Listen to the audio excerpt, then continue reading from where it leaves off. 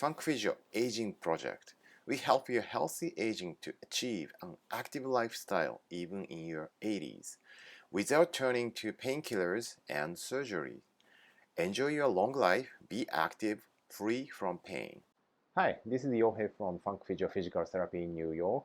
Today, I'd like to talk about the sitting posture. Unfortunately, in our culture right now, a lot of time we have to spend in sitting. From elementary school to high school, college, and when you work, most of people are sitting. Some people sitting like what 6 hours. Like some people sit like more than 12 hours.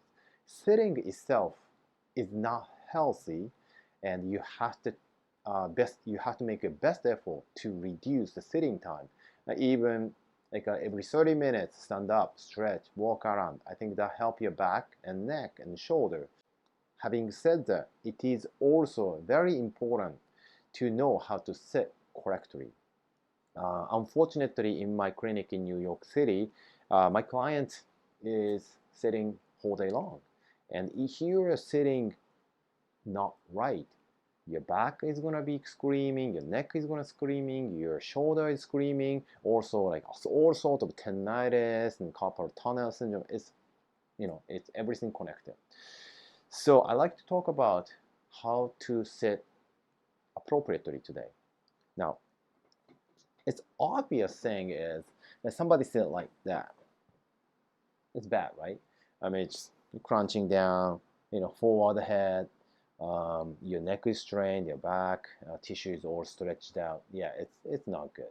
But as also, it's not good to be just being a military posture like this all the time, because now like a back is all tensed up all the time. There is no time of relaxation. The facet joint is all crunched up, so it's not good neither, like this. Okay, the worst is somebody like this, right? Worst sitting posture, I think, is somebody sitting on the sacrum, right? Sacrum sitting. Now, like somebody said, you gotta sit nice and tall, right? This is worst posture I can think about it. This is you're sitting on the sacrum. At the same time, you try to extend and straighten your back. So let me explain with skeletal model. So this is the skeletal model. If you like sit on the sitting bone here, this is the pubic symphysis. This is sitting bone, right? It's typically you sit on the sitting bone. A little bit in front of the sitting bone is good. Now, like this. This is normal curvature of your spine. This is, it's not like something you created. It's something given. So you cannot change that. This is a normal curvature of cervical spine, thoracic spine, and the lumbar spine, right? So if you like to sit appropriately, this is a normal. Now, when you do the sacrum sitting, you're sitting on behind of the sitting bone, like that. Now what's happened? It's all C-curve, right? It's not good, but it's not horrible. The worst thing you can do, as I said before, is you're on the sitting on the sacrum. Now you try to extend or like straighten your spine. So it's basically what you're doing is reversing your natural spinal curve. So like that. You're on the sacrum. Now it's try to straighten up your spine. So like you're reversing natural curvature of your spine. So now like your ligament is all tense, all facet joint is like stressed out. Muscle has to really work hard to against all gravity, and that is really not good.